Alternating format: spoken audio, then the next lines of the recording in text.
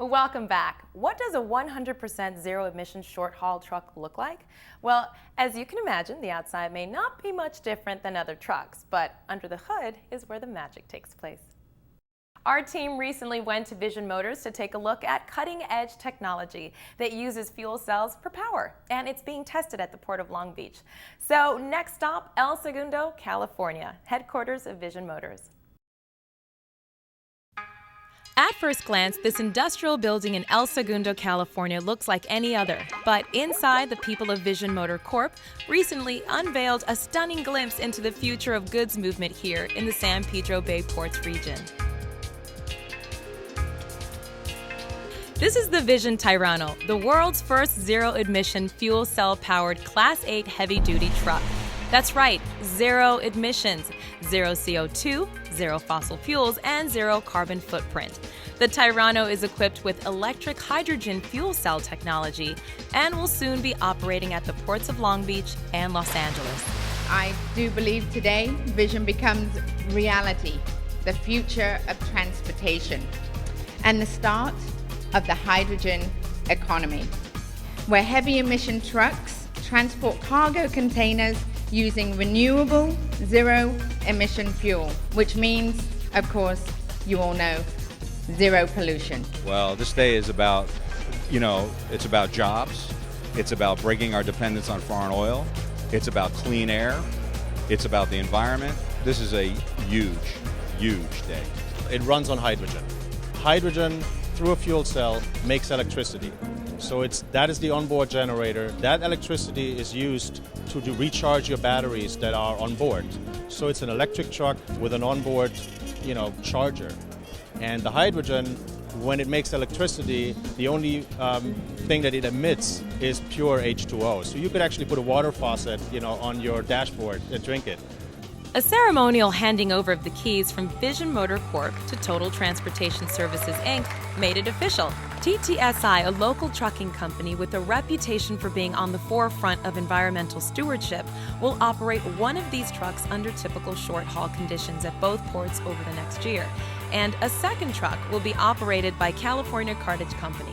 If these trucks perform as they're expected, we could see huge gains in cleaner air throughout the region. We want to see the reliability. We want to make sure that the fuel cells will hold up. We want to make sure that it's going to deliver the range that we're anticipating it's going to deliver. So those are and of course the power. We have to have the power. The power is the key. And the nice thing we like about the hydrogen technology as opposed to a full battery technology is that we don't need a long extension cord. When we start to diminish in power, all we have to do is replenish the hydrogen, we're off and rolling again. So it's very mobile. So we're not locked into having to get back to a charging source every day. With some cargo containers weighing up to 90,000 pounds, power is a top priority for alternative fueled engines. But don't let the silent motor fool you. They have guts galore and a current range of about 400 miles over an 8-hour shift. This truck has 3,300 pounds per foot in torque, which is almost double the biggest diesel out there. This thing accelerates like a tram.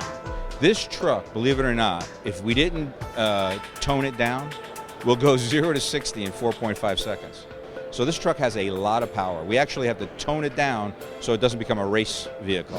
It almost sounds like science fiction, but the future of clean goods movement is clearly here, thanks in part to a unique program called TAP, the Technology Advancement Program, which is jointly funded by the ports of Long Beach and Los Angeles at $3 million annually.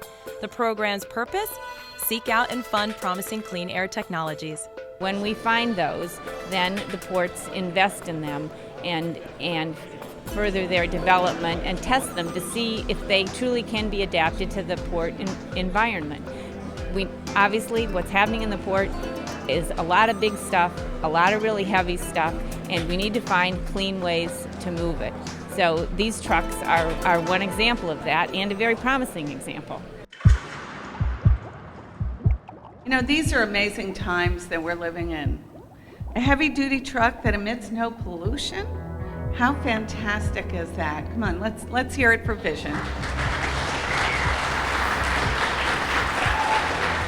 The goal is for cleaner, greener, smarter vehicles.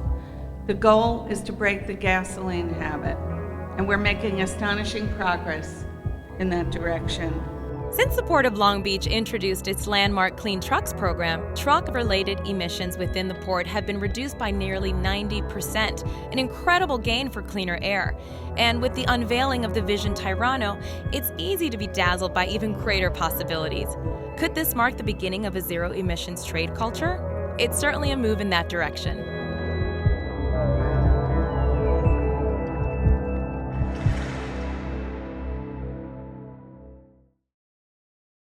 That's what I call clean.